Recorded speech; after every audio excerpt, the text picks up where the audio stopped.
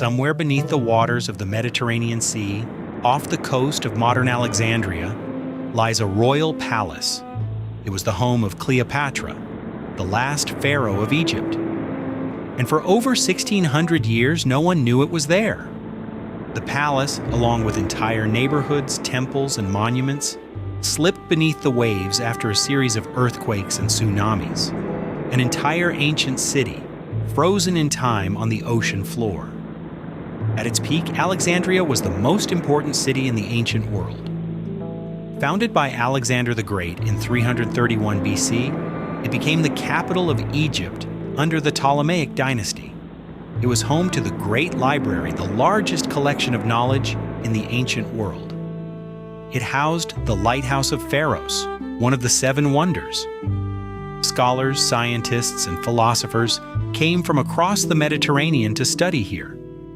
Cleopatra VII ruled Egypt from 51 BC until her death in 30 BC. She was the last ruler of the Ptolemaic dynasty, a Greek family that had governed Egypt for nearly 300 years.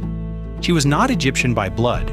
She was Macedonian Greek, but she was the first Ptolemaic ruler to learn the Egyptian language, and she presented herself as a living incarnation of the goddess Isis. The royal quarter of Alexandria, called the Bruchion, occupied an entire peninsula stretching into the harbor. It contained palaces, gardens, temples, a private harbor, and the royal library. This is where Cleopatra lived. This is where she met Julius Caesar. This is where she hosted Mark Antony, and this is what now lies beneath the sea.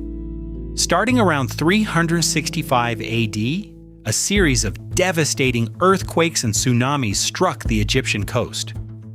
The most powerful, in 365 AD, generated a tsunami that lifted ships over the harbor walls and deposited them on rooftops. Over the following centuries, the land beneath Alexandria's royal quarter gradually subsided. The entire coastline shifted.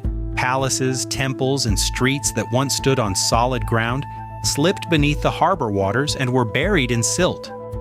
For over 1,600 years, the ruins lay hidden. The water was too murky, the harbor too busy, and the technology too limited for anyone to find them. Local fishermen occasionally pulled up fragments of ancient statues in their nets.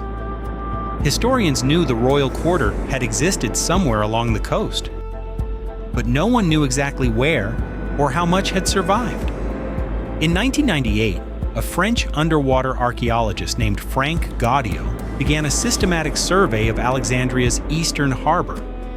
Using advanced sonar mapping and GPS positioning, his team spent years scanning the harbor floor. What they found was staggering. The remains of the royal quarter were spread across an area of more than 5 hectares on the ocean floor. Foundations of palaces, fallen columns, statues, and paved streets, all remarkably well preserved. Divers recovered massive granite sphinxes, statues of Ptolemaic kings and queens, columns from temples, and stone blocks from palace foundations.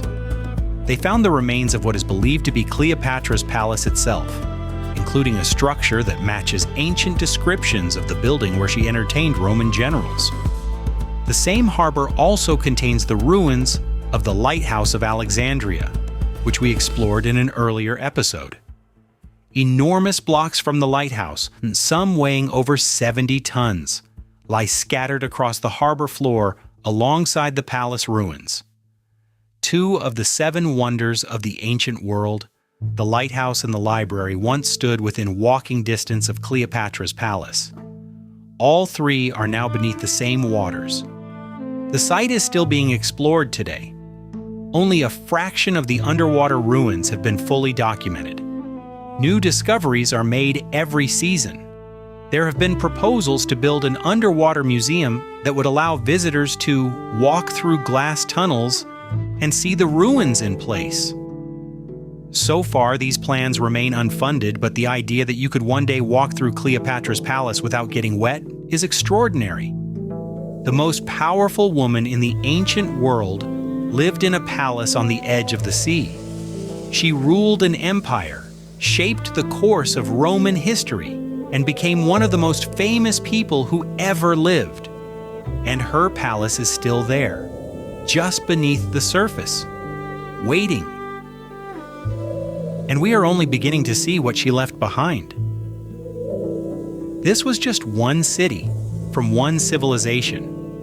But the ancient world is full of lost places like this. Entire cities hidden beneath the waves waiting to be found.